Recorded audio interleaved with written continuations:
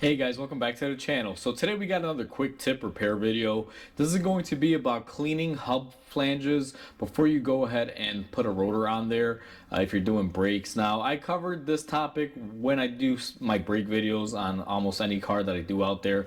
I'll go over it, but I figured it would be nice to make a dedicated video that can serve as a how-to for anyone out there. So I have this junk hub flange that we have here. We went ahead and got it set up in our vise, and I'm going to show you guys how we clean this up today. Now before we go ahead and begin, if you guys haven't subscribed to the channel, hit the subscribe button down below. Definitely smash that like button because it helps the channel out, guys. And with that said, let's go ahead and get started on our video today. So in front of us, guys, we have our hub. Now I took this off of a bearing. We're not going to be reusing it.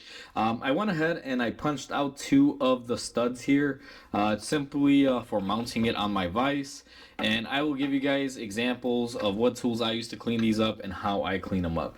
Now this one is not necessarily really rusted, but it is dirty and there is a little bit of rust buildup. I'll show you two of my favorite tools that I like to use when I'm doing this, and then I'll also show you a wire brush method that you could do at home or a wire brush on a drill attachment. So with that said, let's go ahead and get some tools ready, and I'll show you guys how we get this thing cleaned up and prepped for our rotor. So we are looking at our hub flange. Now most mechanics, when it comes to cleaning these up, will use a tool that we commonly refer to as a angle grinder or die grinder. Now this tool uses a cookie on here. I call these oatmeal cookies. It's a surface prep pad. Typically they're a lot bigger, but this one is a little bit run down. I just chose to use it for this video. And what we do with this tool, guys, is we'll come in here and we'll clean in between the studs and try to get this area cleaned up as nice as we can. I'm going to show you right now an example of what this tool does for us. But even though this tool is a cleaning tool, it cannot get to these hard to reach areas in between the stud and the hub here.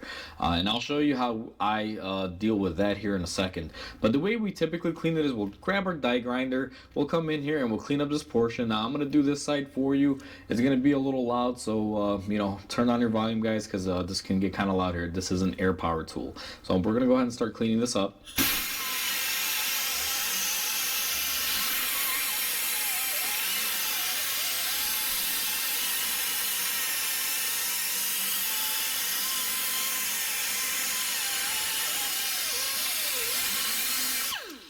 So now with our die grinder here, we were able to get in here pretty good and clean up our areas. You guys can see any space that's not really isolated by a stud, we are able to do a really thorough job of get off any of that dirt, dust, or rust.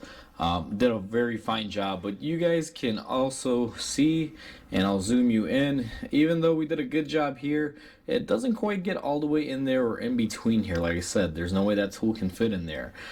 It does a really good job of up here because there's nothing blocking it here and it can freely spin and clean it up.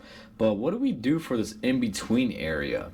Now what I always like to use on this, guys, and 3M makes this product, what it is, and let me get it off my drill here. It is a drill attachment. This is the tool and this is going to be the end. It's very similar to the die grinder that I just showed you, except this mounts to a drill bit, and we have an opening here in the center, which is a key feature. You notice how this tool is very deep in there, and then we also have a see-through disc. Well, the reason why is this will accommodate going through that stud. And just to give you guys a visual reference here, you will see it goes on there and it can accept the stud quite easily, so the stud doesn't really interfere. And then if you look at the tool, it gets nice, deep, and close on that hub surface. Now I'm gonna set the camera back down here, trying to get you guys in at the best angle that I can. We're gonna take our tool, we are going to spin our disc back on our drill attachment, and then we're just gonna take this and attach it to our drill like so. Quite easy. Now the way you're going to use this tool, and this drill is going to block off the way here a little bit, guys, we're going to put it on our stud and we're going to go ahead and start letting it rip and clean up.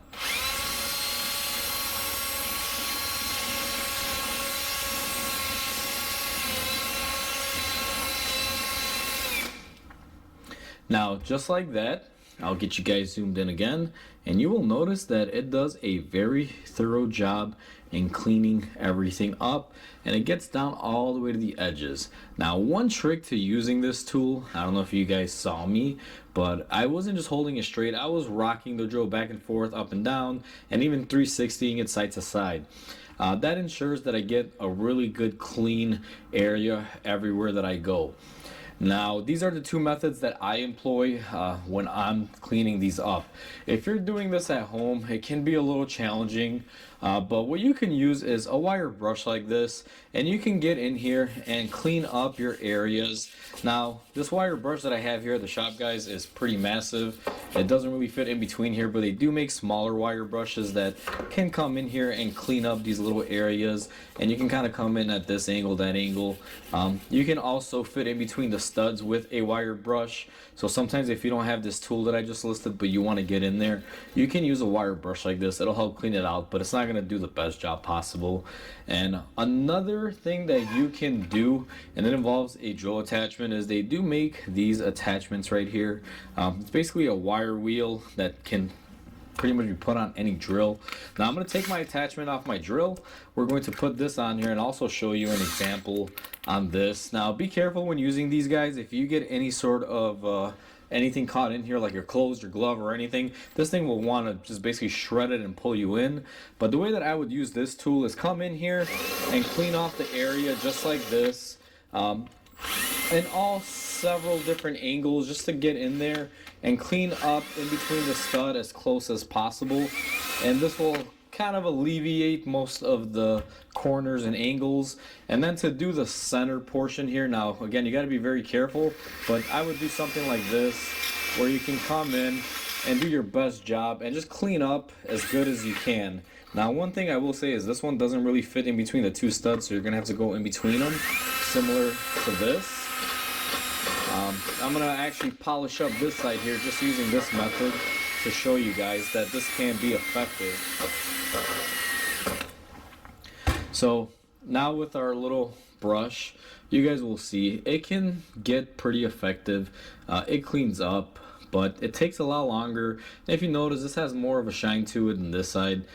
Simply using a grinder style or an abrasive style like we used on this, and the material that this has is the same material that the die grinder has, guys, that we used earlier. So you know, similar structure. This is more of an abrasive material. It cleans off. Same thing with our die grinder here. If you take off this pad or cookie, you will see similar fashion, and it is made of the same material, except that it's more of a compressed material. So that is pretty much the two methods that I use, and then the two methods that you guys could use at home. Now, one thing that you guys could do, if you do wind up picking up this tool and you don't have a die grinder, let me show you an awesome cool thing that this tool is capable of. I'm gonna go ahead and take off my drill attachment off of my drill here. So we're gonna go ahead and get this off, and it looks like my battery died on my drill, so I gotta charge it. So swapping it out, and we got our attachment back on. Now let's say you were to go out and just get this. This will function exactly like a die grinder, except it's a little bit more, I guess you can say, difficult. You got to control it more easily. But the way I would do it if I just had this at home, guys, because this one you can pick up online or at a store if they sell it for like 20 to 30 bucks, and it comes with a bunch of these, like 10 of them, so you guys can reuse them on many cars. But this side we haven't really touched. The way I would do it with this is come in here and clean.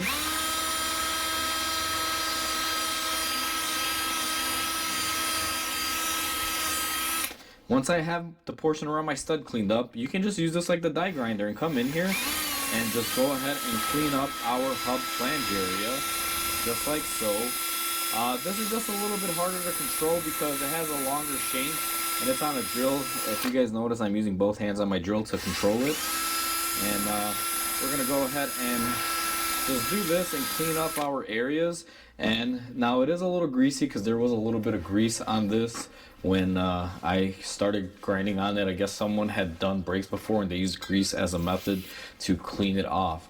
Now what I'm going to do is take my brake cleaner and we're going to just clean up our whole hub here, just to show you guys what did what in the whole cleaning process and what works best here.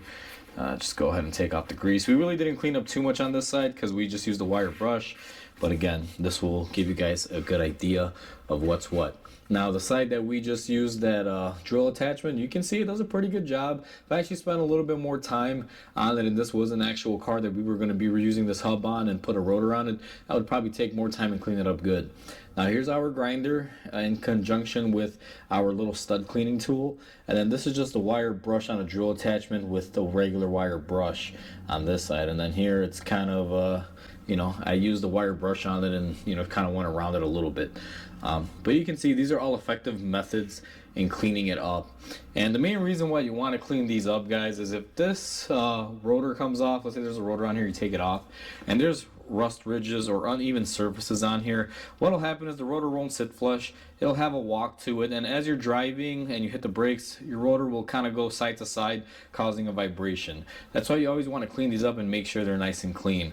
Now, I don't recommend putting any sort of grease or anything on here. Once you clean it up, if you want to put a light coating of oil from some penetrating oil or something like a oil-based anti-rust agent, you can do that. But as far as putting grease or anti-seize, or whether it's copper or silver, don't do it. Sometimes when you put greases don't compress. They act as hydraulic principles, and if you put the rotor on there and you try to tighten up your wheel, that grease may cause an issue to where it get a little pushback and a little fight, and that could cause an issue of vibration, possibly fighting the wheel off and making the wheel fall off again. Never really seen it, but it's a possibility up there.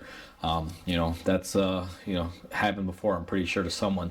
But either way, guys, that is how you clean up a hub face. I hope this video helps you guys out. Hopefully I covered every little detail. Now these are the methods that I would use. If there are any other methods that I might have missed here, go ahead and feel free to shout them out at the bottom, because I'm always up for learning something. I've always been used to the shop where I have air tools and things like that, so I use air tools a lot, and I use these specialty tools that are made to clean up certain things, because as a mechanic I want to get the job done in and out as quickly and effectively as I can. But if you guys have a really good home method to cleaning these up that I am not aware of, please do share it.